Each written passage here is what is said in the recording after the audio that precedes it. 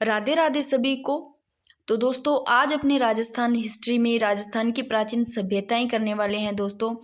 और एक ही क्लास में सारी कंप्लीट सभ्यताएं करेंगे, आपका रिवीजन हो जाएगा। अगर आप लोगों ने पहले पढ़ रखा है, याद नहीं रहता है, तो बिल्कुल शॉर्ट नोट्स है व्याख्या सहित, और लास्ट में क्वेश्चन भी लिए हैं मैंने। और जितने भी आए हुए क्वेश्चन है मैं बताती रहूँगी कि कौन सा क्वेश्चन कब आया हुआ है।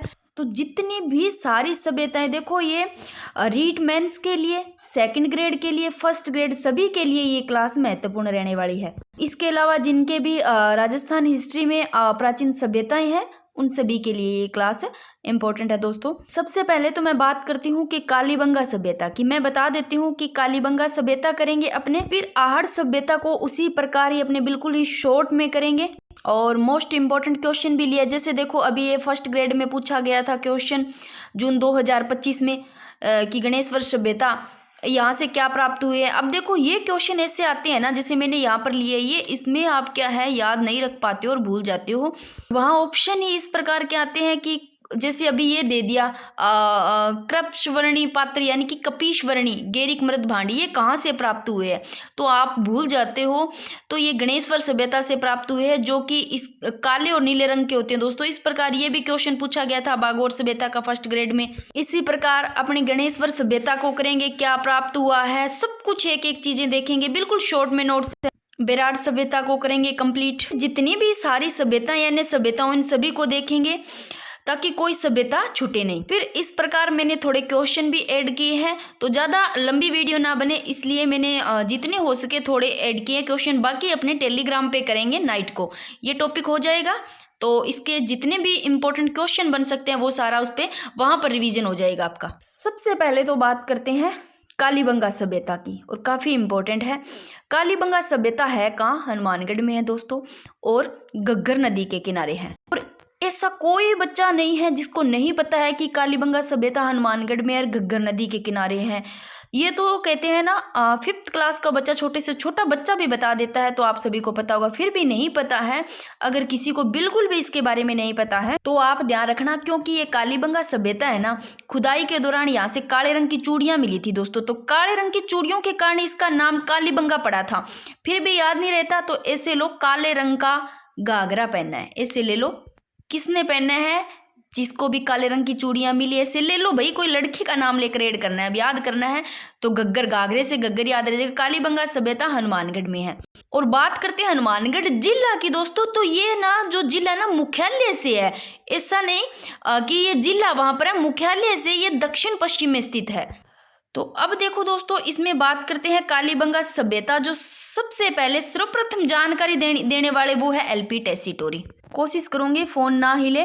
देखो कालीबंगा जो कि हनुमानगढ़ में है, कालीबंगा में उत्खनन का कार्य भारतीय पुरातत्विक विभाग नई दिल्ली के द्वारा किया गया, ये ध्यान रखना लाइन। अब बात करते हैं, ये देखो व्याख्याता 2022 में क्वेश्चन बना हुआ है यहाँ से कि कालीबंगा में उत्खनन का कार्य कितने स्तरों पर किया गया। रीट में बना हुआ है क्वेश्चन। तो कालीबंगा में उत्खनन का कार्य 5 स्तर पर किया गया, रट लो दोस्तों। और जिसमें पहले प्रथम 2 स्तर है ना, वो तो हड़प्पा सभ्यता से भी प्राचीन है दोस्तों, पुराने हैं। अब मैं एक बात बताती हूँ कि कालीबंगा सभ्यता से आपको क्या ध्यान रखना है। देखो कि इसको कहा क्या जाता है, 1 मिनट। ये देखो मैंने ऊपर ही ऊपर लिखी है, बिल्कुल शॉर्ट में लिखे हुए है। कालीबंगा सभ्यता को ध्यान रखना सिंधु सभ्यता, हड़प्पा सभ्यता, कांस्य युगीन सभ्यता कहा जाता है। तो ये नाम पूछे जा सकते हैं और आप वहां पर मार खा जाओगे। तो पूछा जा सकता है सिंधु सभ्यता किसको कहा जाता है, तो कालीबंगा को। हड़प्पा सभ्यता किसको कहा जाता है, कालीबंगा सभ्यता को। कांस्य युगीन सभ्यता कालीबंगा सभ्यता को कहा जाता है, क्योंकि सिंधु सभ्यता का ये महत्वपूर्ण केंद्र था दोस्तों, ठीक है ना। अब बात करते हैं, उसी पेज पे चलते हैं, एक एक चीज देखेंगे अपने यहाँ से। सबसे पहले देखो कालीबंगा का शाब्दिक अर्थ काले रंग की चूड़ियां हैं, और यह सभ्यता वैदिक कालीन सरस्वती द्वती नदी घाटी में फैली है। अगर बात करें ना, प्राचीन द्वस्वती और सरस्वती नदी है उस क्षेत्र में विकसित सभ्यता दोस्तों, और वर्तमान में घग्गर नदी, ठीक है। अब देखो दूसरी चीज आपको क्या ध्यान रखनी है। एक तो कालीबंगा सभ्यता का आपको ध्यान रखना है कहाँ, हनुमानगढ़, और नदी का घग्गर नदी, 2 चीज ध्यान रखनी है। फिर मैंने एक लाइन बताई कि इसको सिंधु सभ्यता, हड़प्पा सभ्यता, कांस्य युगीन सभ्यता कालीबंगा सभ्यता को कहते हैं। तीसरा पॉइंट आपको ये ध्यान रखना है। चौथा पॉइंट ये ध्यान रखना है कि प्राचीन में तो यह सभ्यता देखो, प्राचीन सरस्वती द्वस्वती नदी घाटी में विकसित, और वर्तमान घग्गर नदी में। ठीक है, अब आगे वाला पॉइंट आपको ध्यान रखना है, कालीबंगा की खोज।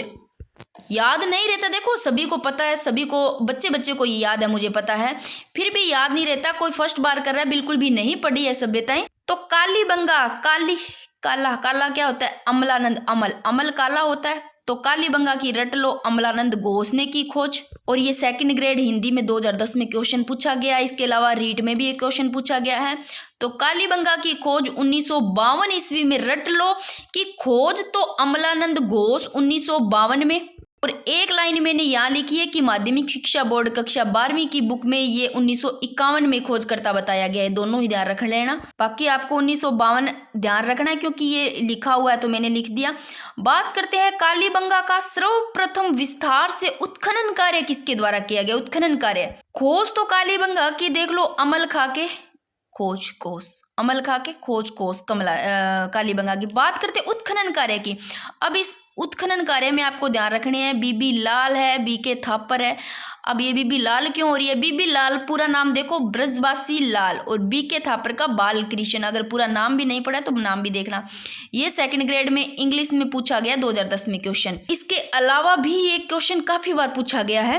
अब देखो कालीबंगा से काला काला अमल है, अमलानंद घोष तो खोज करते हैं। और अब कोई बंदा घर पे अमल खाकर आ जाए तो बीबी लाल नहीं होगी क्या, बीबी लाल हो गई। जब पति अमल खा के घर आ गया बीबी लाल हो गई। और एक दिया थप्पड़, थापर, बीके थापड़े से ज्यादा बीके, पीके आया है या खा के आया, कुछ भी कर लो, थापड़ थाप मारा, ऐसे याद रख सकते हो।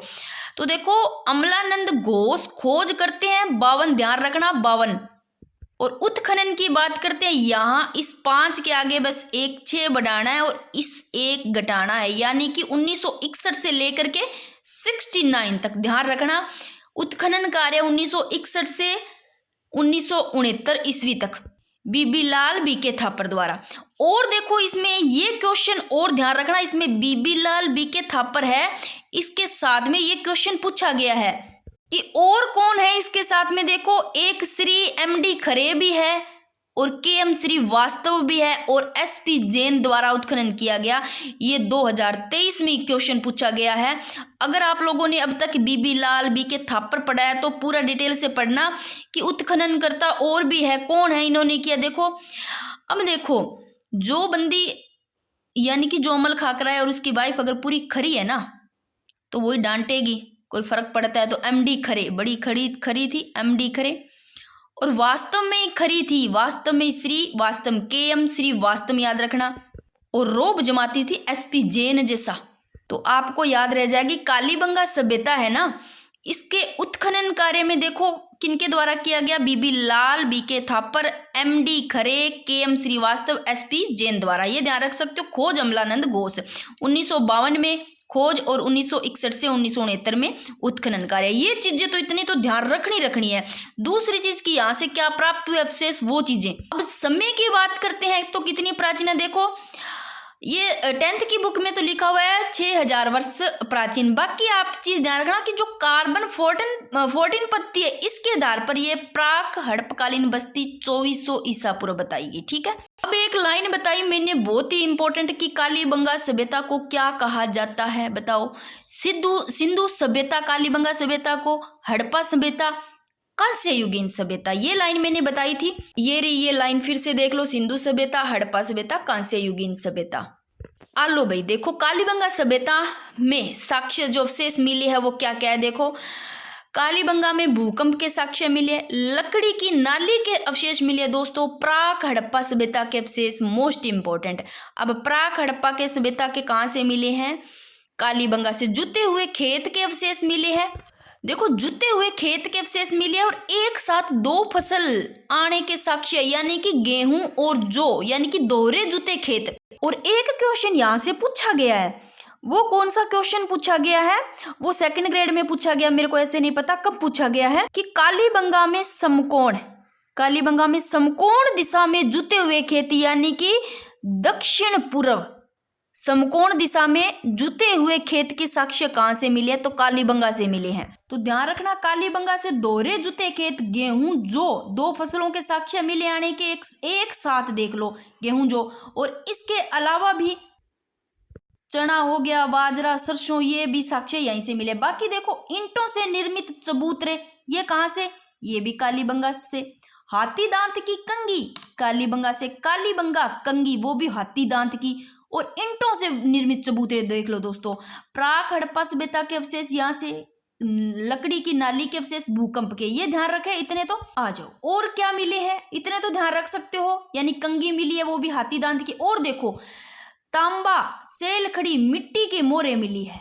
और एक पल्ली का दरवाजा मिला है दोस्तों, सिर्फ एक पल्ली का दरवाजा, डबल नहीं, एक पल्ली का दरवाजा, वो भी कालीबंगा से मिला है। और अंडाकार यानी कि चिरायु कब्र, इस प्रकार की कब्रें मिली है अंडाकार। 7 आयताकार हवन कुंड, सामूहिक तंदूर मिले हैं। और ध्यान रखना कच्चे ईंटों के चबूतरे यहीं से मिले, ध्यान रखना। और इस चबूतरे में ना एक कुआं और 7 अग्नि वेदिकाएं प्राप्त हुई है दोस्तों, क्योंकि ये क्वेश्चन पूछा गया है सेकंड ग्रेड में संस्कृत में, जो कि 2019 में, कि अग्नि वेदिकाएं है ना, उसकी जो आकृति है वो आयताकार कुंडनुमा है। अब एक यहाँ से कालीबंगा सभ्यता से बहुत ही इंपॉर्टेंट लाइन है कि देखो कितनी चीजें मिल रही है, बट यहाँ से मंदिरों के अवशेष नहीं मिले हैं दोस्तों, कोई भी मंदिर का अवशेष नहीं। अगर मंदिर का अवशेष नहीं तो मातृ देवी की कोई भी मूर्ति नहीं। अब ये क्वेश्चन पूछा जा सकता है कि मंदिरों के अवशेष कहाँ से नहीं प्राप्त हुए, कालीबंगा सभ्यता से, और आहड़ सभ्यता हो गया, बागोर सभ्यता से। इस प्रकार आपको ऑप्शन दे करके तो कालीबंगा सभ्यता ही है। क्यों आप ऐसे लेना, क्योंकि बंदा अमल खा के आ रहा था, तो माता देवी कहाँ से मिलेगी, ऐसे थोड़ा कनेक्ट कर लेना। ना तो मातृ देवी की कोई मूर्ति मिली, ना ही मंदिरों के अवशेष मिले। हाँ, युगल समाधियां मिली है दोस्तों, जोड़े में युगल समाधियां मिली है। समकोण पर काटती सड़कें मिली है, जिसको ग्रिड पद्धति बोलते हैं। ग्रिड पद्धति भी बोल देते हैं, जाल पद्धति भी बोल देते हैं, चेम्सफोर्ड पद्धति या फिर ऑक्सफोर्ड पद्धति, कुछ भी आ सकता है नाम से, मैंने लिखा नहीं बट आप लिख सकते हो इसको। तो समकोण पर काटती सड़कें, जो समकोण है इस पर काटती, ये कालीबंगा से। और ऐसा स्वास्तिक चिन्ह कहाँ से मिला है, कालीबंगा से। देखो ना तो मंदिर के अवशेष मिले, ना मातृ देवी की कोई मूर्ति, बट स्वास्तिक चिन्ह जरूर मिला है, याद रह जाएगा। और देखो खिलौना, गाड़ी, पहिया, ये भी कालीबंगा सभ्यता से। मुद्रा पर व्याघ्र और महिला कुमार देवी का चित्र मिला है दोस्तों, कालीबंगा सभ्यता से। और कुत्ता था ना, वो कालीबंगा सभ्यता का प्रमुख पालतू जानवर था दोस्तों। और मैंने नहीं लिखा ना बेलनाकार, आप लिख लो बेलनाकार मोहरे। बेलनाकार मोहरे भी यहाँ से मिली है। जो बेलनाकार मोहरे है ना, वो मेसोपोटामिया सभ्यता की है। मोस्ट इंपोर्टेंट, मरण पट्टिका पर सींग युक्त देवता की आकृति। देखो कोई मातृ देवी की नहीं मिली, ना मंदिरों के अवशेष मिले हैं, बट मरण पट्टिका पर सींग युक्त देवता की आकृति जरूर मिल गई, आप ध्यान रख सकते हो। और ये लाइन ध्यान रखना कि मुद्रा पर व्याघ्र और महिला कुमार देवी की का चित्र कहाँ से प्राप्त हुआ, कालीबंगा सभ्यता से। देखो आप इतना ध्यान रख सकते हो कि इस सभ्यता को क्या कहा जाता है, सिंधु सभ्यता, हड़प्पा सभ्यता, कांस्य युगीन सभ्यता और कालीबंगा सभ्यता। देखो घग्गर नदी के किनारे याद रह जाएगा, और हनुमानगढ़। बात करते हैं कि यहाँ से क्या मिला है, ये चीज आपको याद रह जाएगी। ऊंट की अस्थियां मिली है, अलंकृत ईंटें मिली है, ठीक है। और ये देखो ये क्वेश्चन पूछा गया है सेकंड ग्रेड में कि कालीबंगा में समकोण दिशा में जूते खेत, जो कि दक्षिण और पूर्व, ये साक्ष्य मिले। इसके अलावा कालीबंगा खेत से खेत के 2 पाड़े थे दोस्तों, एक कम दूरी वाला था जो कि चना का, अधिक दूरी वाला था सरसों का। चना लिखने में छोटा तो कम दूरी वाला, अधिक वाला लिखने में ज्यादा तो सरसों का। 2 पाड़े थे, ठीक है ना, खेत के। और देखो एक इंपॉर्टेंट लाइन की कालीबंगा की लिपि है वो सिंधु लिपि के समान थी। और सिंधु लिपि है वो देखो इसके समान थी, जिसे दाएं से बाएं लिखा जाता था, दाएं से बाएं लिखा जाता था। बाकी एक बार इसको पढ़ लोगे ना आप, जैसे इनकी आप टेलीग्राम पे क्विज करोगे तो आपका प्रैक्टिस बहुत ही अच्छा हो जाएगा। आज सभ्यता का इसमें कर देंगे कंप्लीट, फिर देखते हैं, आप मेरे को बता देना, या तो पहले देखते हैं आर्ट एंड कल्चर के टॉपिक ले लेते हैं। और एक क्वेश्चन और पूछा गया है सेकंड ग्रेड में कि सिंधु घाटी सभ्यता को तीसरी राजधानी किन्होंने कहा है, तो डॉक्टर दशरथ शर्मा। बाकी मैंने क्वेश्चन भी लिया, लास्ट में कर लेंगे। अब देखो कालीबंगा सभ्यता को 2 भागों में बांटा गया, एक तो प्राक हड़प्पा सभ्यता, एक हड़प्पा सभ्यता। अब देखो एक लाइन है, ये क्वेश्चन भी रीड में शायद पूछा गया है कि पाकिस्तान में कोट दीजी स्थान से कालीबंगा से हड़प्पा पूर्व की सभ्यता से मिलते जुलते अवशेष मिले हैं। शायद इस प्रकार क्वेश्चन बनाओ, देखो कि कालीबंगा के पुरातात्विक अवशेषों की समानता रखने वाले, सेम इसकी तरह समानता रखने वाले स्थल कौन से है।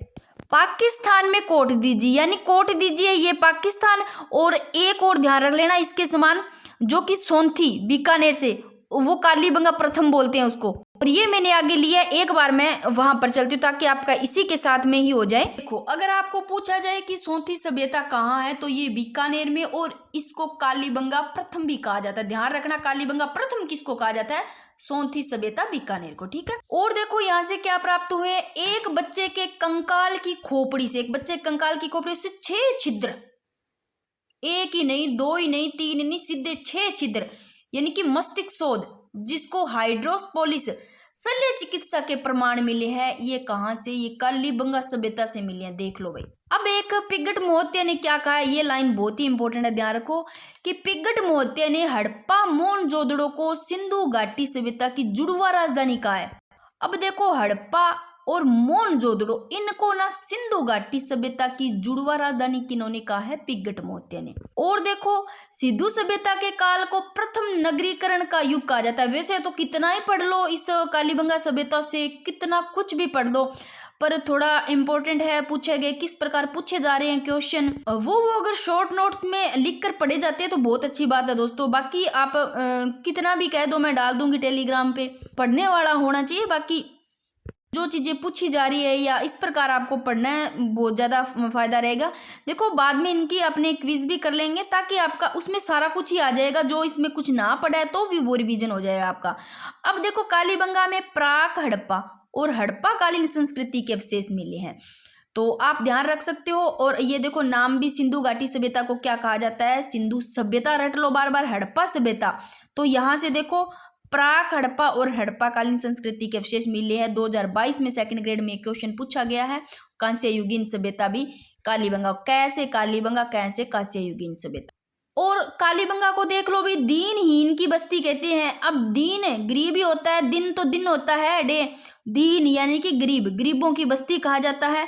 क्यों कहा जाता है? अब देखो, क्योंकि प्राक हड़प्पा कालीन मकानों में कच्ची ईंटों का प्रयोग के कारण, तो इसलिए इस बेचारी को गरीबों की बस्ती कह दिया, दीनहीन की बस्ती।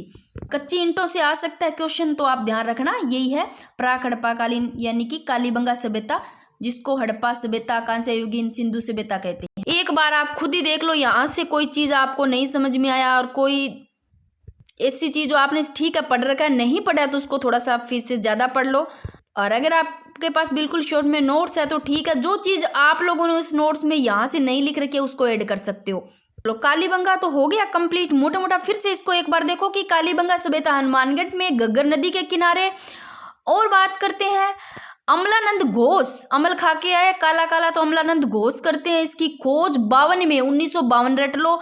और उत्खनन, एक इससे डबल करो 5 से यानी कि 6, और इससे एक घटा दो 61, 1961 से लेकर के 1969 ईस्वी तक उत्खनन कार्य कौन कौन करते हैं? बीबी लाल, बीके थापर, क्योंकि अमल खाकर आया तो बीबी लाल हो गई, थप्पड़ मारा बीके थापर। और देखो, और बड़ी खरी थी भाई बीबी, पूरी खरी थी तभी थप्पड़ मारा है, फिकर थी क्यों खा गया अमल। तो एम के खरे वास्तव में ही खरी थी, तो के एम श्रीवास्तव, एसपी जैन। और गुस्सा तो ऐसे था जैसे कि एसपी साहब का है। तो ये सारे उत्खनन इनके द्वारा किया गया। ये क्वेश्चन भी पूछा गया 2023 में, तो आप इन सभी का नाम ध्यान रख सकते। और ये ध्यान रखना कि कालीबंगा में उत्खनन का कार्य 5 स्तर पर किया गया है। और यहाँ से भूकंप के साक्ष्य है, लकड़ी की नाली, प्राक हड़प्पा सभ्यता के जुते हुए खेत मिले हैं, और एक साथ 2 फसल के आने के साक्ष्य यानी कि दोहरे जुते खेत, गेहूं जो, और ईंटों से निर्मित चबूतरे मिले हैं, हाथी दांत की कंगा, साथ में एक एक करवा के साथ में दोबारा थोड़ा रिवीजन हो जाएगा। फिर तांबा सेल खड़ी मिट्टी की मोहरें मिली है, एक पल्ली का दरवाजा मिला है, यहाँ से अंडाकार चिरायुकार कब्र मिली है दोस्तों, 7 आयताकार हवन कुंड, सामूहिक तंदूर, यानी कि ऐसे पता लगता है कि साथ में सारा ऐसे सामूहिक फैमिली थी जो साथ में खाना बनाती थी। स्वास्तिक चिन्ह मिला है, मुद्रा पर व्याघ्र व महिला कुमारी देवी का चित्र मिला है, बट देवी का मातृ देवी की कोई मूर्ति ना ही कोई मंदिरों के अवशेष। बट एक चीज मिली है, मरण पट्टिका पर सींग युक्त देवता की आकृति मिली है, यहाँ से खिलौने, गाड़ी और पहिए मिले, अलंकृत ईंटें मिली है, ऊंट की अस्थियां मिली है, युगल समाधियां मिली है, समकोण पर काटती हुई सड़कें मिली है। क्वेश्चन पूछा गया है जिसको ग्रिड पद्धति बोलते हैं, ऑक्सफोर्ड पद्धति, सारे नाम भी देख सकते हो। कालीबंगा, ये क्वेश्चन पूछा गया, कालीबंगा में समकोण दिशा में जुते खेत जो कि दक्षिण पूर्व के साक्ष्य है, ये भी पूछा गया क्वेश्चन, ये देख लेना। और देख लो भाई, गरीब दीनहीन की बस्ती कहते हैं, और कालीबंगा में प्राक हड़प्पा कालीन संस्कृति के अवशेष मिले हैं, और सिंधु घाटी सभ्यता के काल को प्रथम नगरीकरण का युग भी कहते हैं। ठीक है, और पिगमट महोदय ने क्या कहा है कि हड़प्पा और मोनजोदड़ो है ना, मोनजोदड़ो, इसको सिंधु घाटी सभ्यता की जुड़वा राजधानी कह दिया। ये पाकिस्तान में है, कोट दीजिए। अब ये क्वेश्चन पूछा गया है, तो पाकिस्तान में कोट दीजिए स्थान है ना, इससे ही मिलती जुलती, देखो कालीबंगा से हड़प्पा पूर्व की सभ्यता है, मिलते जुलते विशेष मिले। लो भी इसको कर देते हैं साइड में। ये हो गया कालीबंगा सभ्यता कंप्लीट। ये स्टार्टिंग की 2-3 सभ्यता है, उसमें थोड़ा टाइम लगेगा, बाकी तो बिल्कुल ही छोटी छोटी है। अब बात करते हैं आहड़ सभ्यता। सबसे पहली चीज तो ध्यान रखनी है कि आहड़ सभ्यता है कहाँ, स्थान आहड़, आहड़ ए आ रहा है, ए को अब आपको पीछे की मात्रा हटाकर ऊ करना है, ऊ, आहड़ उदयपुर जिले में है। आ से आहड़, आ से आयड़ नदी के किनारे है, जिसको आयड़ या बेड़च भी बोलते हैं, आयड़ या बेड़च नदी के किनारे आहड़ लगभग 4000 वर्ष पुरानी है। और एक चीज ध्यान रखना, जो आहड़ सभ्यता, यहाँ से रंगाई छपाई के ठप्पे भी मिले हैं। अब ये यहाँ से पूछ लिया गया है कि आहड़ सभ्यता कौन सी नदी के किनारे है, इंपॉर्टेंट है, रीट में भी पूछा गया, सेकंड ग्रेड में भी पूछा गया 2010 में। अब देखो प्राचीन काल में इसको ताम्रवती या ताम्रवती नाम से जाना जाता है आहड़ सभ्यता को। और ये क्वेश्चन पूछा गया है कि 10वीं 11वीं शताब्दी में, रट लो इसको।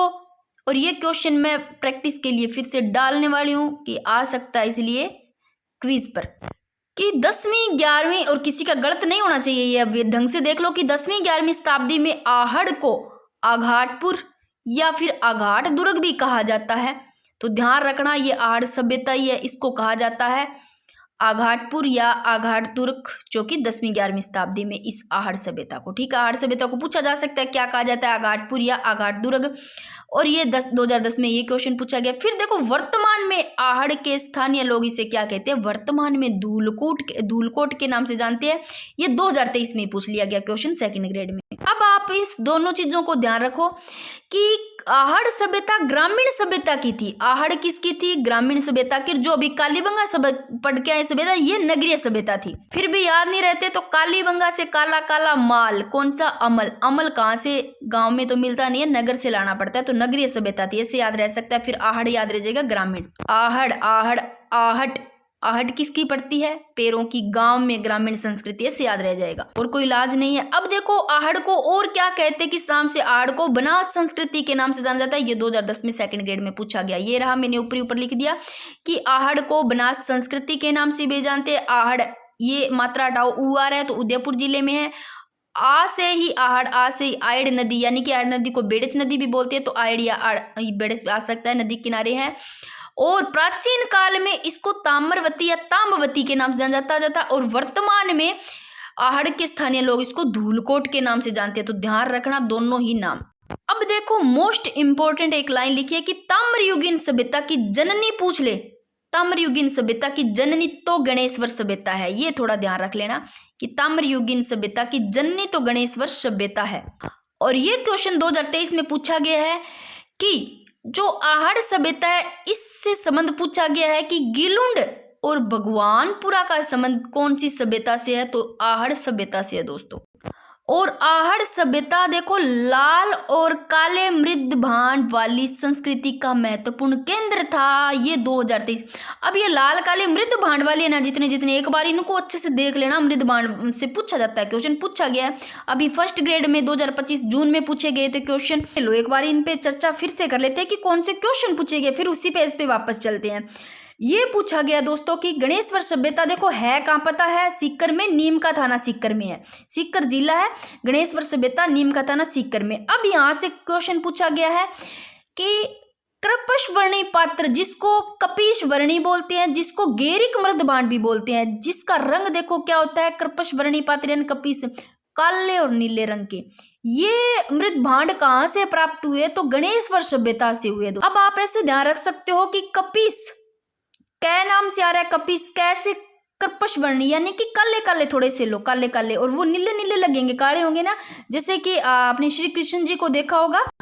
और कई बार थोड़े कम काले हो तो इसको अपने बोल देते हैं गेहुआ या गेरुआ सा, इस प्रकार बोल देते हैं। तो गै से गणेश्वर, गै से गेरिक याद रहे, गेरिक, गेरिक से जब भी आएगा आपको ऐसे आएगा काले नीले, यानी कि कर्पश वर्णी यानी कपीस वर्णी काले नीले रंग के होते हैं, जो कि गणेश्वर सभ्यता से प्राप्त हुए हैं। और कालीबंगा सभ्यता जो कि हनुमानगढ़ में है, घग्गर नदी के किनारे, यहाँ से कौन से प्राप्त हुए, लाल मिट्टी के बर्तन। अब कैसे याद रखोगे, देखो मिट्टी के तो दोस्तों लाल मिट्टी के बर्तन हुए, पर उसी लाल मिट्टी के जो बर्तन थे ना उस पे सफेद और काली ऐसे रेखाएं लाइनें खींची गई थी, मतलब डिजाइन बनाया हुआ था, सफेद और काली रेखाएं खींची गई थी। तो आप इसको कैसे याद रखोगे, कालीबंगा सभ्यता से लाल मिट्टी के बर्तन मिले हैं।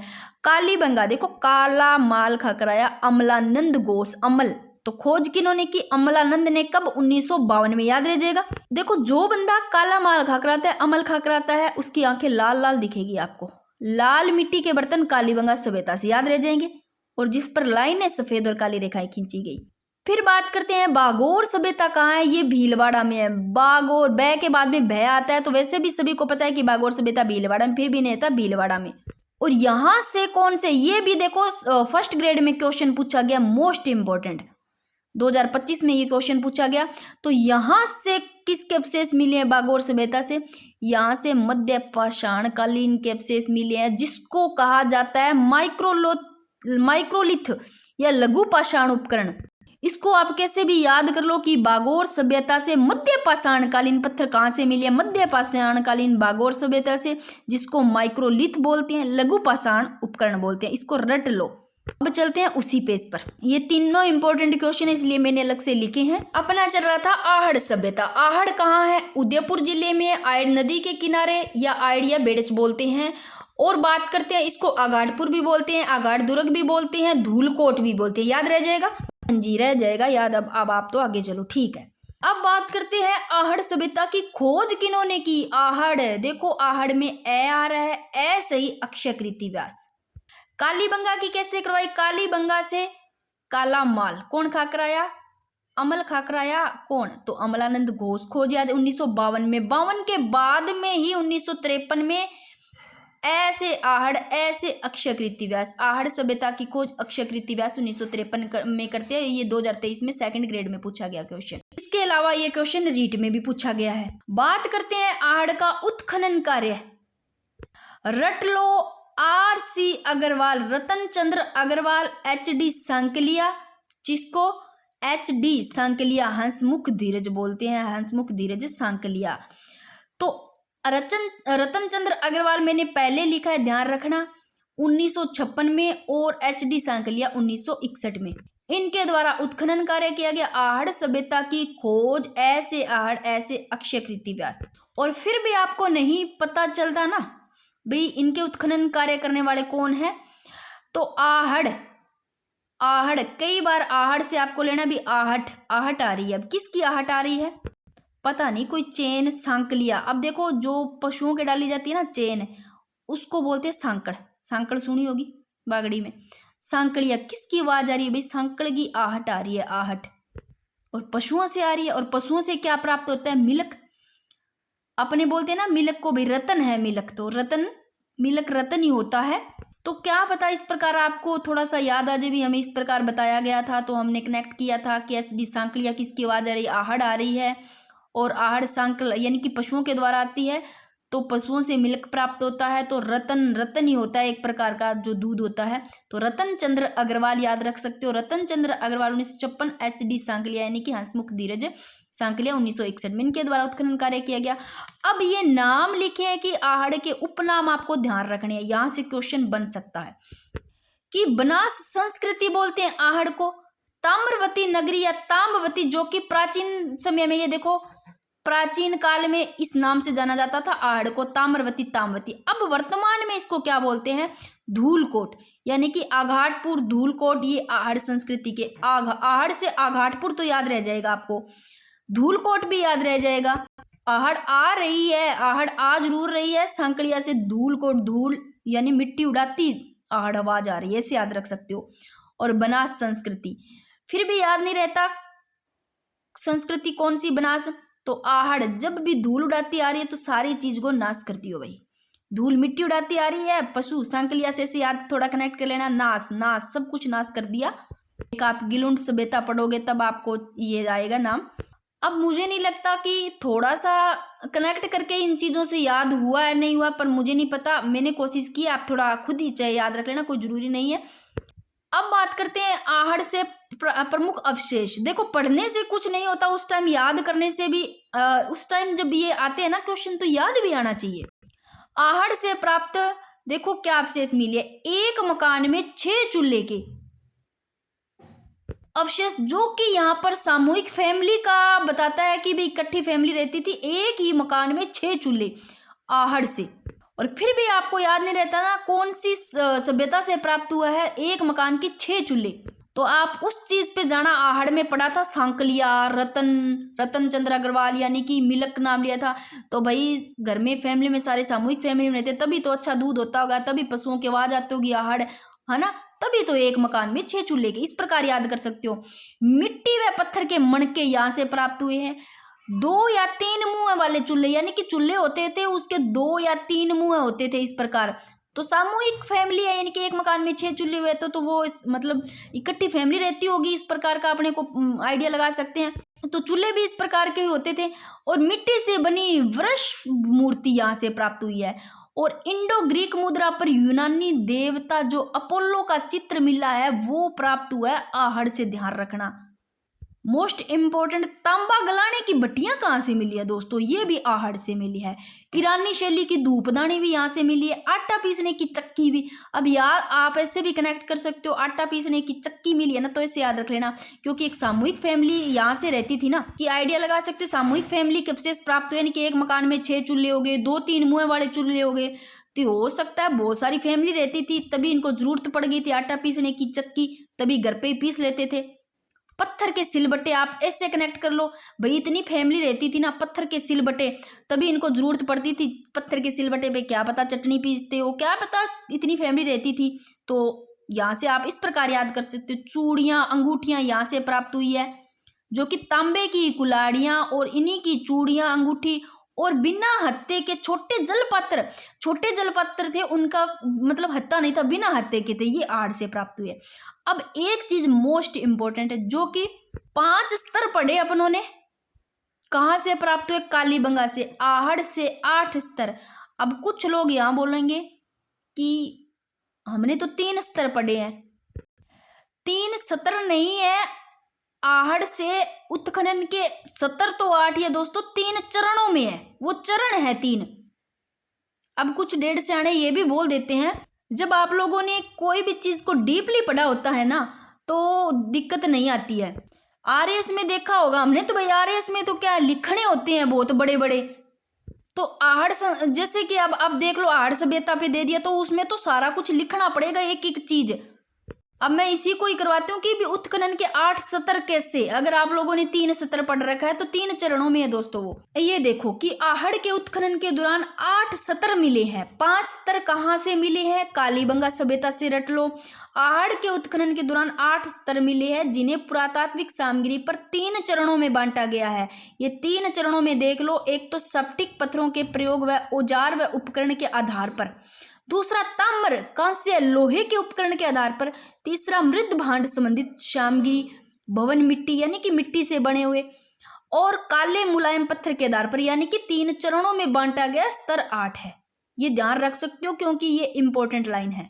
और देखो आहड़ बनास से संबंधित अन्य स्थल देख लो इनको थोड़ा सा, कि भगवानपुरा है, ये उदयपुर के पास स्थल है। गिलुंड ये राजसमंद में एक गांव है, गिलुंड ध्यान रखना, राजसमंद से ध्यान रखना। आहड़ उदयपुर के पास आहड़ नदी है, इसके तट पर स्थित है। बालाथल ये भी उदयपुर के पास बेडस नदी के किनारे। ओजियाना ये भीलवाड़ा जिले में है दोस्तों। ओजियाना सभ्यता है, ये बदनौर ब्यावर लिखना आप, ओजियाना जो सभ्यता है, ये स्थल है जो मैंने यहाँ पर लिखी है। आप ओजियाना जो सभ्यता उसको ध्यान रख सकते हो, बदनौर ब्यावर में, जो कि ओजियाना जो कि ये सभ्यता है ना, उसका जो उत्खनन है वो एक BR मीणा और एक आलोक त्रिपाठी है, उनके द्वारा कराया गया था। तो आपको इसमें ऐसे भी क्वेश्चन आ सकता है कि जैसे कि बालाथल हो गया, कौन सा बालाथल हो गया, ओजियाना हो गया, भगवानपुरा हो गया, गिलुंड हो गया, ये मतलब किससे संबंधित है, तो इस प्रकार आ सकता है कि ये ताम्र पाषाण कालीन आहड़ संस्कृति से संबंधित है सारे ये स्थल। तो मैं यहाँ लिख सकती हूँ ये लाइन, आप भी ध्यान रखना। ये लो दोस्तों, मैंने यहाँ पर लिख दिया है कि ये ताम्र पाषाण कालीन आहड़ संस्कृति से संबंधित है, ये सारे स्थल का ध्यान रखना, यानी कि आहड़ बनास से संबंधित। ठीक है। अब देखो कई बार ऐसे होता है कि मैं जैसे कि पोस्ट डालती हूँ कि आपको कौन सा टॉपिक की जरूरत है, कौन सा पढ़ना है, तो हाँ, वहाँ पर कमेंट भी आते हैं और मुझे लगता भी हाँ सच में ज़रूरत है। और फिर जब क्लास देखते हो तो वहाँ पर मुझे ये भी लगता है कि देखो जैसे डेली देखने वाले भी होते हैं, जैसे कि राधिका हो गई, रोहित हो गए, बहुत सारे ऐसे नाम हैं जो सबसे पहले क्लास ऑन होते ही कमेंट भी आते हैं, देखते भी है। तो मुझे भी ये इंतजार रहता है कि हाँ क्लास का आप वेट कर रहे हो और फिर मुझे टाइम निकाल करके आपके लिए क्लास भी लेकर आनी पड़ती है दोस्तों। और फिर क्विज करवाने की कोशिश करती हूँ कि क्विज करवाऊँ ताकि आपका सच में रिवीजन हो जाए। मेरा वैसे एक ही टारगेट रहता है, बाकी मुझे कोई मतलब नहीं है कौन क्या कर रहा है कौन, और ना मुझे कोई ऐसा है कि मैं जिससे भी क्लास लूँ कि सबसे पहले तो क्लास स्टार्ट होने से पहले जैसे बातें करते हैं, मेरे को ये कुछ भी नहीं। बस आप एक ही मतलब है जो आप बोलते हो मैं कोशिश करूँ कि वो आपके लिए लेकर के आ जाऊँ। जैसे अब आर्ट एंड कल्चर के काफ़ी आ रहे थे और शिक्षण वीडियो से भी आ रहे थे। जैसे टॉपिक आते हैं, देखो कमेंट का रिप्लाई हर बार नहीं दिया जाता, फिर भी मैं उन पर गौर करती हूँ, देखती हूँ, कोशिश करती हूँ कि मैं हाँ ये कर सकूँ। पर दोस्तों टाइम नहीं मिल पाता है, इसलिए कि नोट्स बनाने पड़ते, टाइम लगता है, फिर आपके लिए क्लास आती है। और कमेंट भी बहुत अच्छे होते हैं, जिससे मेरे को भी ऐसे लगता है हाँ भी इतने अच्छे अगर कमेंट आ रहे हैं तो सच में ज़रूरत है, बहुत अच्छी भी पसंद भी आती है, तो क्लास मेरा का मन होता है भी मैं अगर और कोशिश करूँ। अब बात करते हैं सभ्यताओं की, इसको बाद में देखते हैं, एक बार अपनी सारी जो बस्ती है सभ्यताएं पढ़ लेते हैं। ये मैंने बता ही दिया है दोस्तों। अपनी कालीबंगा सभ्यता हो गई है, आहड़ सभ्यता हो गई। थोड़ी क्लास लंबी हो सकती है बट एक क्लास में सारा कंप्लीट कर देंगे ताकि आपको इधर उधर भटकना ना पड़े, एक ही क्लास में सारे आपको मिल जाएं। तो आहड़ उदयपुर जिले में आयड़ नदी या बेड़च नदी के किनारे है दोस्तों, ठीक है। उत्खनन की बात करते हैं, सबसे पहले खोज ऐसे आहड़ ऐसे अक्षयकृति व्यास 53 में करते हैं। और उत्खनन की बात करें तो देखो 1956 में तो रतन चंद्र अग्रवाल, HD सांकलिया 1961 में। और आहड़ को बनास संस्कृति भी बोलते हैं, ताम्रवती नगरी या ताम्बवती या अघाटपुर या धूलकोट, ये इनके नाम है। अब इसको कर देते हैं दोस्तों साइड की, अपनी आहड़ संस्कृति हो गई है। ये जब सारी छोटी छोटी अपनी सभ्यताएं करेंगे तो ये एक मैंने अलग से लिखा, इसको भी कर लेंगे। अब बात करते हैं विराट सभ्यता की। चलो इससे पहले रेड सभ्यता को कर ही देते हैं। ये लो सबसे पहले रेड सभ्यता की बात करते हैं। ये है कहाँ? रेड निवाई टोंक में है, ध्यान रखना। रेड सभ्यता निवाई टोंक में। और कौन सी नदी के किनारे? ढील नदी के किनारे है। देखो रे ढ आ रहा है, ढ से ढील नदी के किनारे। उत्खनन की बात करते हैं, केदारनाथपुरी करते हैं। और जो एक नगर सभ्यता है ना, नगर सभ्यता टोंक में नगर सभ्यता होगी, रेड सभ्यता होगी। रेड सभ्यता निवाई टोंक में, और चाहे ऐसे भी आ सकता है नगर सभ्यता तो सीधा टोंक में। तो ये दोनों इन उत्खनन इनका केदारनाथपुरी करते हैं। एक तो दोस्तों है नगर सभ्यता, ध्यान रखना, एक है नगर एक है नगरी। नगरी चित्तौड़गढ़ में और नगर है वो है टोंक में। और इस रेड सभ्यता को राजस्थान का टाटा नगर भी कहते हैं, इंपॉर्टेंट। अब इसको टाटा नगर कहते क्यों है दोस्तों? क्योंकि लोहे के औजार यहाँ से ज्यादा मिले, तो लोहे के औजार ज्यादा मिलने के कारण, लोहे के औजार अधिक मिलने के कारण ही इसको प्राचीन राजस्थान का टाटा नगर कहते हैं। तो लिख लेना, प्राचीन राजस्थान का टाटा नगर किसको कहते हैं? रेड सभ्यता। और एशिया में सिक्कों का सबसे बड़ा भंडार मिला है, यहाँ से 3000 आहत मुद्राएं मिली है जो चांदी सिक्के की। लोहे सामग्री के विशाल भंडार भी मिले हैं, तो रेड सभ्यता भी हो जाती है। अब चलते हैं दोस्तों विराट सभ्यता, जो कि कोटपुतली बहरोड में है। और दोस्तों जिलों के पुनर्गठन से पहले कहाँ थी ये? विराटनगर जयपुर में थी। अब वर्तमान में ध्यान रखना, विराट है, बै से विराट, बै से बहरोड, यानी कि कोटपुतली बहरोड याद रह जाएगा। और पहला चीज तो आपको ध्यान रखना है कि है कहाँ पर स्थित विराट सभ्यता? कोटपुतली बहरोड। खोज किसने की? कौन सी नदी के किनारे है? उत्खनन। नदी मैंने लिखा नहीं है ना, नदी लिख लो इसका। नदी है बाणगंगा नदी, यानी कि बै से ही बहरोड कोटपुतली बहरोड, बै से ही विराट, बै से ही बाणगंगा नदी। ये लो लिख दिया। आपको ना कोई भी सभ्यता पढ़ते हो ना, तो जो मेन सभ्यताएं है ना उसका तो आप सारा डिटेल से पढ़ लो, ठीक है। बाकी आपको जो मेन चीज ध्यान रखनी है ना, कहाँ स्थित है, खोज किसने की, उत्खनन का ध्यान रखना है, नदी के कौन सी के किनारे है, क्या प्राप्त हुए अवशेष, और मृद भांड वाले तो जरूर ध्यान रखना है, कौन से रंग के कहाँ से प्राप्त हुए हैं। बस इतना ही बहुत है। अब बात करते हैं बै से विराट, बै से बहरोड, यानी कि कोटपुतली बहरोड, बै से बाणगंगा नदी के किनारे है। विराट सभ्यता की खोज व उत्खनन कार्य। देखो खोज सबसे पहले, सर्वप्रथम खोज और उत्खनन कार्य करते हैं वो सबसे पहले खोज करने वाले। ये पूछा गया PTI में। मैं बता दूं कि ये PTI के लिए भी इंपॉर्टेंट है, क्योंकि जिनके भी है देख लो सभ्यताएं, पीटीआई में भी है और यहाँ से पीटीआई में क्वेश्चन काफी बने हुए हैं। तो देखो, विराट सभ्यता की खोज दयाराम साहनी सर्वप्रथम 1936 से 37। अब इस दयाराम साहनी को कैसे याद रखोगे? वैसे तो ये सभी को पता होगा, फिर भी विराट से पहले नाम आ रहा है बेर। बेर, बेर वो खाने वाला बेर नहीं, बेर यानी कि दुश्मनी किसी से करना।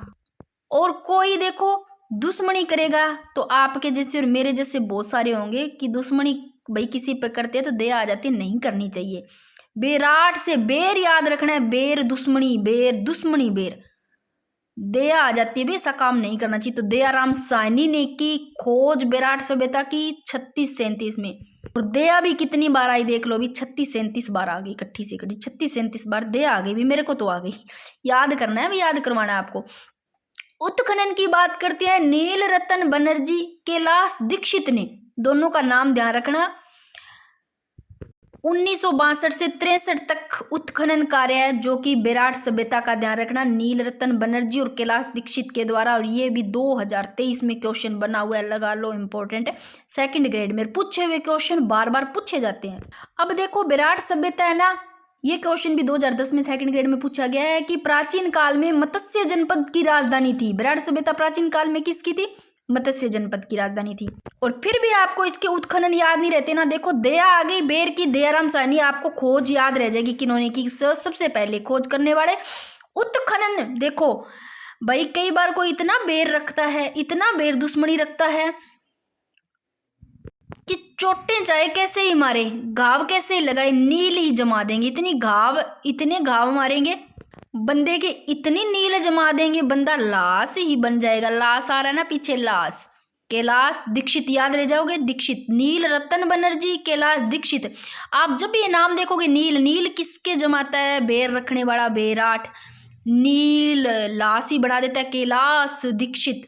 ये विराट सभ्यता के उत्खनन है 65 से 63, ध्यान रखना। और जो खोज 36 से 37। अब देखो, इनको पढ़ने से पहले आपको ये देखना है कि यहाँ से क्या मिला है, और इससे पहले एक ये ध्यान रखना है कि इस विराट सभ्यता से देखो कि यहाँ पर किसका फैलाव है। ये क्वेश्चन पूछा गया 2022 में सेकंड ग्रेड में, विराटनगर की पहाड़ियों में।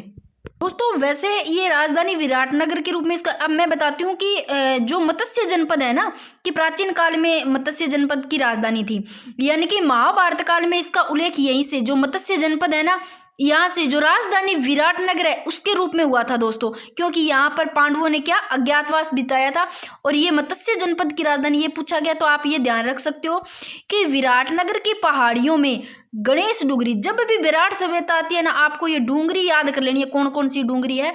अगर आपको ये परेशान करती है, गणेश डूंगरी, बीजक डूंगरी, भीम डूंगरी, इस सभ्यता का फैलाव कौन सी सभ्यता पर है? तो विराट सभ्यता, ध्यान रख लो कि गणेश डूंगरी होगी, बीजक डूंगरी, भीम डूंगरी। और ये 2022 में पूछा गया क्वेश्चन है।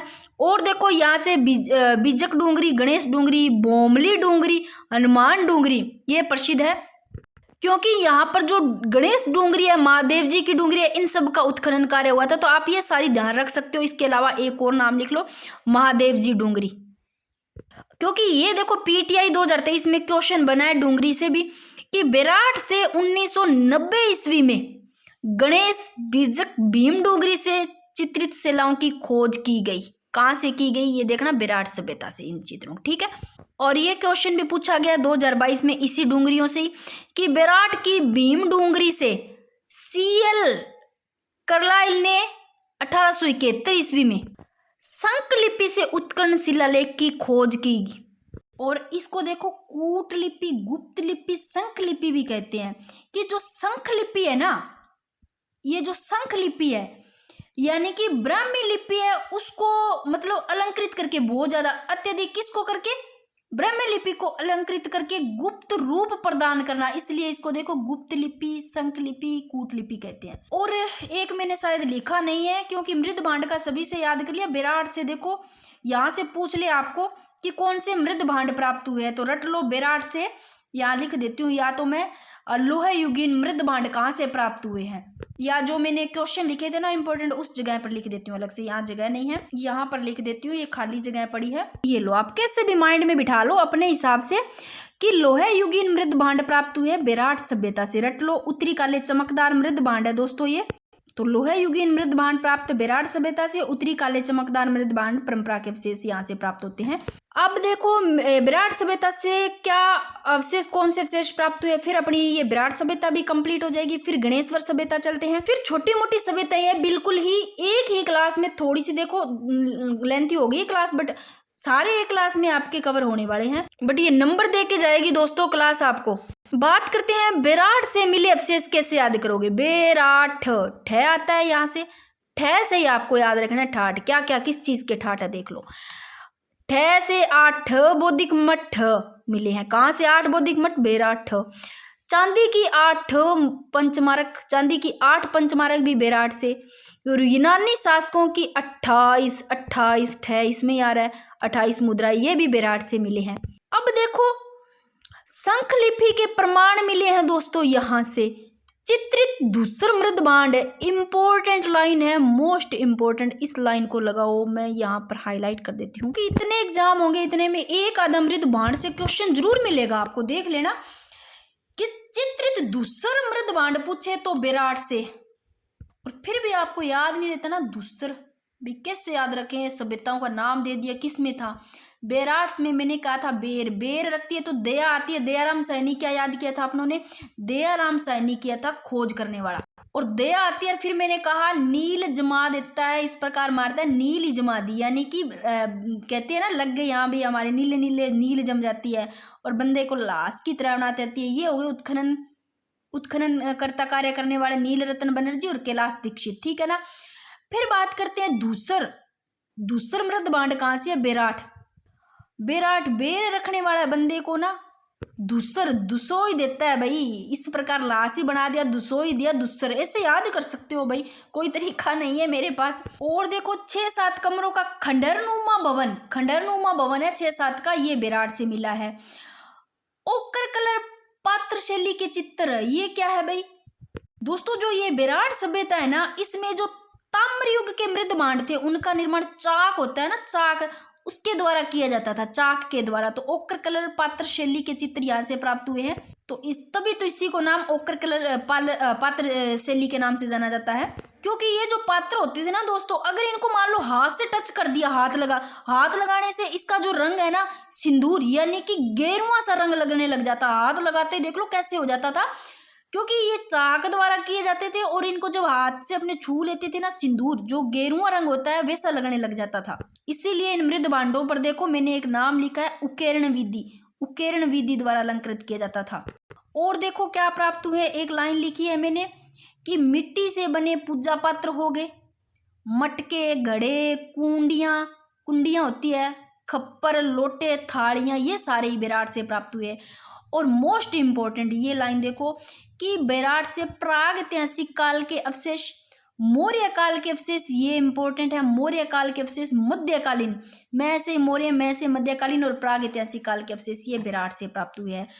और देखो ये 2023 में पूछा गया क्वेश्चन है कि इस बेराट से देखो कितनी 36 मुद्राएं दोस्तों, 36 मुद्राएं जो सूती कपड़े में बंधी हुई थी, 36 मुद्राएं प्राप्त हुई सूती कपड़े में बंधी हुई थी, जिसमें देखो 36 मुद्राओं में 8 तो क्या है, 8 है दोस्तों वो बोल देते हैं जैसे पंचमार्ग, 8 पंचमार्ग, और 28 क्या है, 28 है इंडो ग्रीक, यानी कि हिंदू यूनानी, इंडो ग्रीक 28, और जिसमें से 16 देख लो यूनानी जो राजा है मिनेंडर उनकी थी। तो ये 36 मुद्राएं, आप 8 तो ध्यान रख सकते हो पंचमार्ग की, ठीक है ना, 8 पंचमार्ग, और चांदी की मुद्राएं हो गई पंचमार्ग चांदी की, और 28 होगी इंडो ग्रीक हिंदू यूनानी की, और 16 यूनानी राजा की। जो ये सूती कपड़ा था ना, सूती कपड़ा देखो हाथ से बुना हुआ था, तो ध्यान रखना ये इंपॉर्टेंट है, क्योंकि ये 2023 में पूछा गया क्वेश्चन। तो आपको छोटी छोटी चीजें ध्यान रखनी है, ऐसे नहीं है कि बिल्कुल इजी जी थोड़े थोड़े नोट्स पढ़ लिए, हाँ जी हमारा तो हो गया क्लियर, तो उसका क्या फायदा होगा जब वहां से क्वेश्चन ही नहीं बनेंगे। इसलिए आपको छोटी छोटी चीजें डीपली पढ़ने में, आपको ना मैं सच बता दूं, आपको बहुत परेशानी भी आती है, और आप उनको छोड़ देते हो, भी कौन याद करे भाई, इतना पढ़ोगे तभी क्वेश्चन सही होगा, छोटी छोटी चीजें देखनी पड़ेगी। आजकल इतना आसानी से नहीं पूछा जाता है कि हाँ ये पढ़ लिए 8 बौद्ध मठ, चांदी की 8 पंचमार्ग हो गई, और ये मैंने यहाँ बताए हैं। तो इनको सारी चीज़ों को, छोटी छोटी चीज़ों को देखना है। इतना इजी भी नहीं बनता है क्वेश्चन कि सीधा ही पूछ लिया, और कई बार सीधा ही आ जाता है बिल्कुल कि विराट सभ्यता कौन सी नदी के किनारे है। अब नदियों से वैसे आ सकता है, सभ्यता से नहीं कि सीधा पूछा जाता है, पूछे गए हैं। कई बार तो बल्ले बल्ले हो जाती है। कई बार ऐसा होता है कि क्वेश्चन का, जैसे अभी देखो, अभी कोई पता नहीं रीट का पैटर्न कैसा हो, जैसे कि आलोक राज जी ने क्या बोला है आप लोगों को पता है, तो भाई थोड़ा आप भी थोड़ा देखना। जैसे कि पीछे सेकंड ग्रेड का आया तो भाई सच में धुएं निकाल दिए होंगे, बट इतना भी टफ नहीं था। जैसे कि आप लोगों ने देखा होगा जो साइकोलॉजी का था, देखने में टफ था, बहुत इजी क्वेश्चन था। अगर माइंड से निकालो तो सारे सही हो जाते हैं आराम से। जिन्होंने डीपली पढ़े हैं ना उनके सही भी हो जाते हैं, कोई भी चीज डीपली पढ़ी है तो। ये एक दो क्वेश्चन पूछे गए हैं। देखो कि विराट की जो बीजक डूंगरी है, इनसे प्राप्त देखो भाम्रू शिलालेख, जो सम्राट अशोक है, इन्होंने भाम्रू शिलालेख इसकी खोज की। किन्होंने की? तो ये कैप्टन बर्ड है। विराट की बीजक डूंगरी से प्राप्त भाम्रू शिलालेख की खोज करने वाले कैप्टन बर्ड, 1837 में। ये 2019 में सेकंड ग्रेड में पूछा गया। और विराट सभ्यता में सम्राट अशोक के 2 शिलालेख मिलते हैं। तो पूछा जा सकता है कि इतने 2 शिलालेख मिलते हैं 2023 में। ऐसा सीधा सिंपल क्वेश्चन बना। ये लो, विराट सभ्यता भी हो गई कंप्लीट। अब करते हैं गणेश्वर सभ्यता पर। इससे करने से पहले आप, ताकि बोर ना हो बीच में, इसको बाद में देखते हैं। इससे पहले ना छोटी छोटी है वो पढ़ लेते हैं, फिर ये कर लेते हैं। ये देखो छोटी छोटी है ताकि आप बोर नहीं होगे। देखो सबसे पहला तो बागोर सभ्यता है कहाँ, ये पूछा जा सकता है। बागोर भीलवाड़ा, बै के बाद में भय आता है। बागोर सभ्यता भीलवाड़ा कौन सी नदी? कोठारी नदी के तट पर। अब आपको ये याद नहीं रहता, बागोर भीलवाड़ा में भील, भील से लो भीड़, भीड़ कहाँ होगी? कोठे पर। सीधा लो कोठारी नदी के तट पर। ऐसे याद कर सकते हो तीनों को। और इसका जो उत्खनन स्थल है दोस्तों, ये महासतियों का टीला कहलाता है। ये भी ध्यान रखना, इंपॉर्टेंट है। अब बात करते हैं उत्खनन करने वाले। देखो भाई, अब उत्खनन में कौन कौन है? वीरेंद्र नाथ मिश्र है। बै से बागोर और बै की बीच की डंडी हटा दो, वै आता है। तो वीरेंद्र नाथ मिश्र और डॉक्टर एल.एस. लेशिन, ये है बागोर सभ्यता के उत्खनन करने वाले। जो कि इसका उत्खनन होता है 1967 से 69।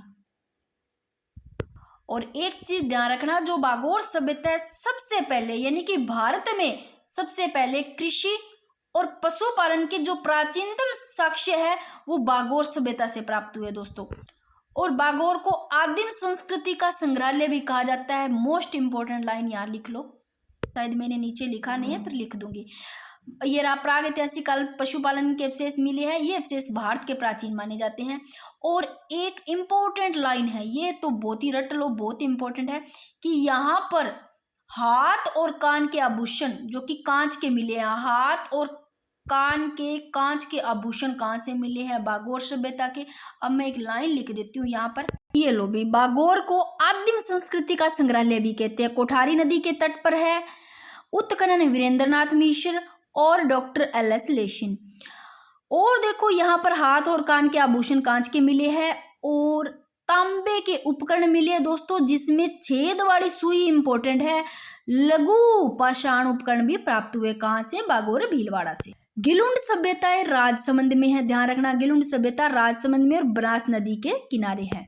इसको रट लो, गिलुंड सभ्यता राजसमंद में, बनास नदी के किनारे। उत्खनन 1957 से 58 में बीबी लाल द्वारा होता है। और ताम्र युगीन सभ्यता का नव पाषाणकालीन पुरातत्विक स्थल है।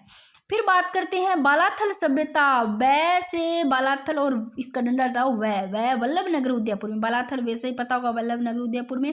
और बै से बालाथल, बै से बेडच नदी के किनारे। खोज 1962-63 में होती है, लेकिन देखो मार्च 1993 में प्रोफेसर V.N. मिश्र के नेतृत्व में doctor V.S. Singh, doctor Lalit Pandey, doctor R.K. Mehta के दोबारा। तो ध्यान रखना, इसकी खोज 1962-63 में होती है, लेकिन 1993 में इनके नेतृत्व में की जाती है। ठीक है। फिर अब इन दोनों को ध्यान रखना, एक है नगर सभ्यता, एक है नगरी सभ्यता। नगर में कोई मात्रा नहीं, लिखने में छोटा है तो टोंक छोटा है लिखने में। नगर सभ्यता टोंक में, बट नगरी सभी को पता है चित्तौड़गढ़ में है। एक पढ़ के रेड सभ्यता जो निवई टोंक में। ठीक है। उसका भी उत्खनन केदारनाथपुरी, और इनके भी नगर सभ्यता के केदारनाथपुरी और खेड़ा सभ्यता नाम से जानी जाती है नगर सभ्यता। बात करते हैं नगरी सभ्यता की। उत्खनन की बात करते हैं नगरी सभ्यता की, तो R.G. भंडारकर है, बट नगरी सभ्यता चित्तौड़गढ़ में। अवशेष क्या मिले हैं यहाँ से नगरी सभ्यता से? यहाँ से नहर के अवशेष मिले हैं और सेवी जनपद के सिक्के मिले हैं दोस्तों। वर्तमान नगरी नाम और पहले इसको मध्यमिका नाम से जाना जाता था। आगे देखो चंद्रावती सभ्यता, ये सिरोही में है। जब भी लड़की का सा नाम दिखे ना चंद्रावती सभ्यता, तो चंद्रावती लड़कियां होती है ना, वो सिर पे कुछ फूल वगैरह क्या है, बालों में क्या डालते हैं, गजला वो पहले डालते थे, वो ऐसे नाम याद रखना भी सिर में डालेगी चंद्रावती, ऐसे याद रख लेना। खोज कर्नल जेम्स टोड द्वारा होती है और सिवानी नदी के तट पर। भीनमाल सभ्यता तो पता ही है सभी को, जालोर में है। उत्खनन रतन चंद्र अग्रवाल के द्वारा 1953-54 में। नोह सभ्यता भरतपुर, ये नाम तो आपको पता होगा सारा, जैसे नोह सभ्यता भरतपुर में है, बच्चे बच्चे को पता है। भीनमाल सभ्यता जालोर में है, फिर भी याद नहीं जिनको तो याद कर लो। नोह सभ्यता भरतपुर में है और यहाँ से प्राप्त हुई है नोह सभ्यता, जाख बाबा प्रतिमा, जाख बाबा की जो प्रतिमा प्राप्त हुई नोह सभ्यता से, और नोह सभ्यता रूपारेल नदी के किनारे। इस पेज से सारे याद हो गए, कोई दिक्कत नहीं इनका, सीधा है आपको ये तो छोटी छोटी आपको इतना ही ध्यान रखना है कि खोज किन्होंने की और कौन सी नदी के तट पर है उत्खनन, ये थोड़े से ध्यान रख लेना। सोंती सभ्यता इंपॉर्टेंट है, यहाँ से पूछा गया क्वेश्चन है। और सोंती सभ्यता ये बीकानेर में मोस्ट इंपॉर्टेंट, इसको कालीबंगा प्रथम भी कहा जाता है, पूछा जा सकता है कि कालीबंगा प्रथम किसे कहा जाता है, सोंती सभ्यता को। अब बात करते हैं रंगमहल सभ्यता, और ये क्वेश्चन भी मैंने सारा ऐसे करके डाला था टेलीग्राम पे, कईयों के गलत भी थे बाकियों के सही भी थे। तो ये है हनुमानगढ़ में भाई। और उत्खनन की बात करते हैं श्रीमती हन्नारीड। अब ये रंगमहल भी दो है, ये सभ्यता है रंगमहल हनुमानगढ़ में। उत्खनन की बात करें तो श्रीमती हन्नारीड 1952 से 54 में, और गांधार शैली के यहाँ से प्रमाण मिले हैं रंगमहल सभ्यता से, और इसे कुषाणकालीन सभ्यता के समान माना जाता है। और यह सभ्यता सरस्वती एवं द्रव्यवती नदी घाटी में विकसित हुई थी दोस्तों, जो कि ये प्राचीन में यहीं से विकसित हुई थी। बट जो कालीबंगा सभ्यता है वो हनुमानगढ़ और घग्गर नदी का आप ध्यान रख लेना, क्योंकि ये रंगमहल सभ्यता भी तो यही है हनुमानगढ़ में घग्गर नदी के किनारे। जोधपुरा सभ्यता की बात करते हैं तो जोधपुरा सभ्यता देखो कोटपुतली बहर रोड और साबी नदी के किनारे। जोधपुरा सभ्यता ये क्वेश्चन एक बार बना हुआ है, कौन सी नदी के किनारे है, साबी नदी के किनारे, कोटपुतली बहरोड में अभी है। सुनारी सभ्यता नीम का थाना, भीनमाल सभ्यता जालोर, तिलवाड़ा सभ्यता बालोतरा बाड़मेर, ओजियाना सभ्यता बदनौर ब्यावर और गरदड़ा बूंदी में। अब यहाँ पर मैंने मोस्ट इंपॉर्टेंट एक लाइन लिखी है, आहड़ सभ्यता पढ़ के आए हैं। आहड़ को किस नाम से जानते हैं, देखो प्राचीन में मैंने बताया था ताम्रवती या ताम्बवती नाम से, अब वर्तमान में आहड़ को धूलकोट और बनास संस्कृति नाम से भी आहड़ संस्कृति को जानते हैं। तो ध्यान रखना आहड़ नाम आ जाए सभ्यता, आघाटपुर सभ्यता बनास संस्कृति के नाम से, ताम्रवती धूलकोट तो ये आहड़ को जानते हैं। ठीक है, पहले थोड़े से क्वेश्चन देख लो फिर वो कर लेते हैं। गणेश्वर सभ्यता एक ही तो बची है, क्योंकि गणेश्वर सभ्यता बहुत इंपॉर्टेंट है, तो उसको थोड़ा सा लास्ट में अलग से देख लेते हैं। अब अगर पूछ ले 11 कमरों के एक बड़े भवन, सबसे पहले मैंने बलाथल करवाया था ना, तो आपको ये क्वेश्चन ध्यान रखना है कि 11 कमरे के पूछे एक बड़े भवन एवं दुर्ग जैसे चिन्ह किस सभ्यता से प्राप्त हुए, बलाथल से। और एक इंपॉर्टेंट कि मानव ने सबसे पहले किस धातु का उपयोग करना प्रारंभ किया, तांबा का। और अब देखो दयाराम साइनी, दया आ रही थी, नील रतन बनर्जी, नील किसके जम गई, कैलाश लाश की तरह कर दिया, कैलाश नाथ दीक्षित, इनका संबंध किस सभ्यता से है, तो बेराठ, बेर से आप रखोगे बेराठ याद रह जाएगा। कालीबंगा को मोस्ट इंपोर्टेंट लगा लो, ये क्वेश्चन पूछा गया है, कई बार बना हुआ है। कालीबंगा को हड़प्पा सभ्यता की तीसरी राजधानी किसने कहा, तो ये दशरथ शर्मा है दोस्तों। ये क्वेश्चन भी बना हुआ है और ये क्वेश्चन भी कि 10वीं 11वीं शताब्दी में आहड़ को किस नाम से जाना जाता था, तो 10वीं 11वीं शताब्दी में आघाटपुर। और कालांतर में नदियों का पानी सूखने और मरुस्थल के बढ़ने से समृद्ध बस्ती उजड़ गई, वह है ये कालीबंगा सभ्यता है जो हनुमानगढ़ में घग्गर नदी के किनारे। उत्खनन से प्राप्त उपकरणों में पत्थरों की संख्या अधिक होने से प्रारंभिक युग क्या कहलाया, युग प्रस्तर युग कहलाया दोस्तों, यहाँ पत्थरों की संख्या बढ़ने के कारण।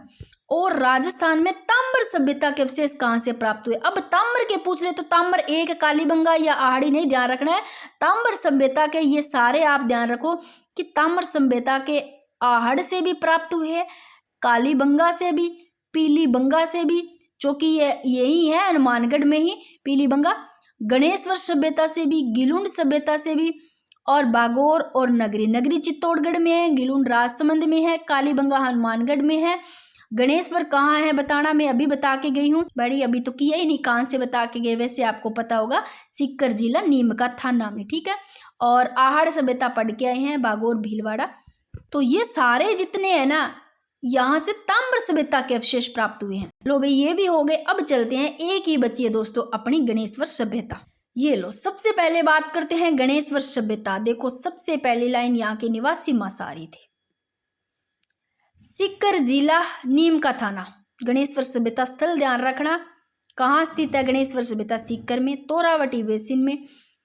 और खोज देखो आरसी अग्रवाल, रतन चंद्र अग्रवाल। अब एक रतन चंद्र अग्रवाल कहाँ पर पड़ा था, उत्खननकर्ता में पड़ा था।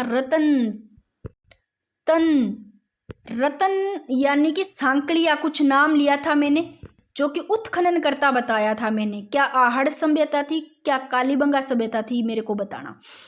तो अब बात करते हैं गणेश्वर सभ्यता में भी। देखो सबसे पहले खोज है ना गणेश्वर सभ्यता की, ये दोनों है 1972 में करते हैं आरसी अग्रवाल, रतन चंद्र अग्रवाल। अब मैं आपको आहड़ संस्कृति, जो आहड़ सभ्यता है और गणेश्वर सभ्यता थोड़ा सा आपको साथ में करवाती हूँ तो याद रहेगा। देखो आहड़ सभ्यता की खोज तो ऐसे अक्षय कृतिव्यास पढ़ा आप लोगों ने 1953 में, बट आहड़ के उत्खनन कार्य की बात करते तो आहड़ किसकी आती है, सांकड़ की। मैंने याद करवाया था, रतन यानी कि मिलक। तो ये दोनों हैं HD यानी कि हंसमुख धीरज, रतन चंद्र अग्रवाल, ये दोनों इसका उत्खनन कार्य वाले हैं रतन चंद्र अग्रवाल और HD सांकलिया। रतन चंद्र अग्रवाल 1956 में और HD सांकलिया 1961 में। ये आप ध्यान रखोगे आहड़ संस्कृति से। बट गणेश्वर सभ्यता वो तो उत्खनन करते थे, वहां रतन चंद्र अग्रवाल उनके साथ में सांकलिया थे। बट गणेश्वर सभ्यता में खोज करने वाले हैं RC अग्रवाल, रतन चंद्र अग्रवाल 1972 में। बट उत्खनन में बात करें तो यही आ जाता है RC अग्रवाल, दोनों में खोज और उत्खनन में। और एक साथ में आ जाएंगे विजय कुमार गणेश्वर सभ्यता में, RC अग्रवाल, विजय कुमार, जो कि 1977 से 78 में, ठीक है ना। आप ये ध्यान रख सकते हो, क्योंकि भाई ये इंपॉर्टेंट क्वेश्चन है, 2023 में पूछा गया, इसलिए आपको ध्यान रखना ही होगा। गणेश्वर सभ्यता खोज RC अग्रवाल, रतन चंद्र अग्रवाल 1972 में। उत्खनन की बात करते हैं तो ये दोनों ही खोज और उत्खनन में आएंगे, RC अग्रवाल, और गणेश्वर में आपको विजय कुमार। गणेश जी भगवान की पूजा करोगे ना गणेश्वर में, गणेश जी तो आपको विजय कर देंगे, विजय कर देंगे, चाहे आप किसी का ही खनन कराना। इससे याद कर लेना, याद हो जाएगा, और तो कोई तरीका नहीं है। तो आपको ध्यान रखना है जिले का कहाँ स्थित है, खोज उत्खनन। फिर बात करते हैं नदी की। गणेश्वर सभ्यता कांटली नदी के किनारे है, जिसको कांटली भी बोलते हैं, मौसमी नदी, तीनों नाम ध्यान रखना। तो ये गणेश्वर सभ्यता कहाँ विकसित हुई थी, कांटली नदी, जिसको कांतली मौसमी नदी भी बोलते हैं, क्योंकि ये क्वेश्चन इंपॉर्टेंट है, ये भी पूछा गया है। अब एक क्वेश्चन पूछा गया 2023 में सेकंड ग्रेड में कि ताम्रयुगीन सभ्यता का प्रारंभिक केंद्र। तो ताम्रयुगीन सभ्यता का मैं बताओ अभी क्या क्या बताया, जो मैं इसी पे लेके बार बार ऐसे करोगे नहीं याद। ताम्र सभ्यता देखो प्राप्त सभी जगह से हुए हैं, आहड़ से, कालीबंगा से, पीलीबंगा से, बट गणेश्वर से, इसको लगा लो इंपॉर्टेंट, गिलुंड से, बागोर नगरी। बट गणेश्वर का क्या है, क्वेश्चन बन सकता है कि ताम्रयुगीन सभ्यता का प्रारंभिक केंद्र कौन सा रहा। तो गणेश जी भगवान दक्षिणा ताम्र का सबसे पहला प्रारंभ गणेश जी से नाम लेकर करते हैं, तो गणेश्वर रहा ताम्रयुगीन सभ्यता का प्रारंभिक केंद्र, 2023 में पूछा गया। अब बात करते हैं कि यहाँ से क्या क्या चीज मिला है। मछली पकड़ने के कांटे मिले हैं दोस्तों, इस प्रकार कांटे थे मछली पकड़ने के। तांबे के फरसे और जो वाणागर होते तांबे के वो मिले हैं। और गणेश्वर में मैंने एक अलग से लिखा था इसका, वो तो मोस्ट इंपोर्टेंट ध्यान रखना है, जो कृप्सवर्णी यानी कि गेरिक मृदबांड, वो कहाँ से मिला है, गणेश्वर सभ्यता से। ये बर्तन के काले और नीले रंग से सजाए जाते हैं। तो यहाँ से मैं इसको वापस चाहे लिख दूं, चाहे आप वहां से याद कर लेना।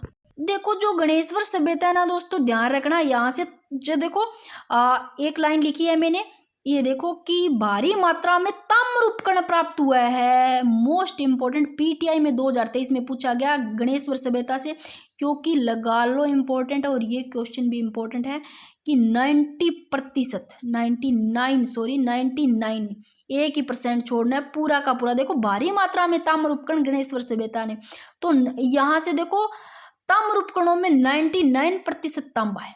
और ये लाइन मैंने शायद यहाँ लिखी है कहीं पर, हाँ, ये भी लिख रखा है कपि अमृतवांड वाला, ये यहाँ से पढ़ लेंगे। ये रहा, यहाँ से 99% तक शुद्ध तांबा मिलता है, वो भी बिल्कुल शुद्ध तांबा। और इस कारण ही से देखो ताम्रयुगीन सभ्यता की जननी। अब ये क्वेश्चन भी इतनी बार पूछा गया है कि ताम्रयुगीन सभ्यता की जननी किसे कहा जाता है, तो गणेश्वर सभ्यता। क्योंकि भाई ये मैं लास्ट में इसलिए करवाया है क्योंकि गणेश्वर सभ्यता बहुत ज्यादा इंपॉर्टेंट है, क्वेश्चन बने हुए और बनते हैं। अब गणेश्वर सभ्यता के लोग संभवतः तांबा खेतड़ी अलवर खोदरीबा खान से प्राप्त करते हैं। अब बात करते हैं कि उपनाम देख लो इसका क्या नाम है।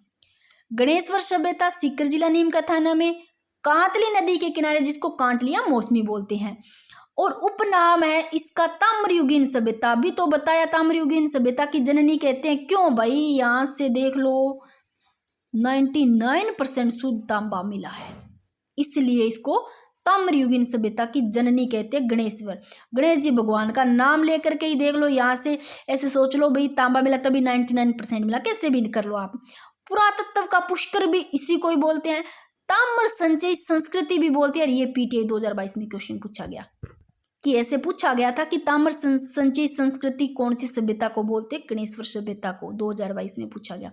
फिर बात करते हैं गणेश्वर सभ्यता में 6 प्रकार के मृद भांड की जानकारी मिलती है, जिसमें देख लो 6 भांत के 6 प्रकार के ये मृद भांड संग्रहण के मर्तबान, कलश, तसले, प्याले, हांडी होगी, मिट्टी के छल्लेदार बर्तन होंगे, ये सारे यहाँ से प्राप्त हुए दोस्तों। देखो जिसे कहते हैं क्या है, वेरी वेरी इंपॉर्टेंट लगा लो, कपि मृद भांड भी बोलते हैं, कपिश्वरणी मृद भांड भी बोलते हैं, गेरिक मृद भांड भी। ये लाइन और लिख लेना यहाँ पर, जो कि काले और नीले रंग से सजाए गए। ये काले और नीले ये दोनों लाइन मैंने वैसे करवा दी वहां पर, फिर भी और लिख देती हूँ। ये लो भाई, आ लो भाई, अपना हो गया सारा की सारी सभ्यताएं।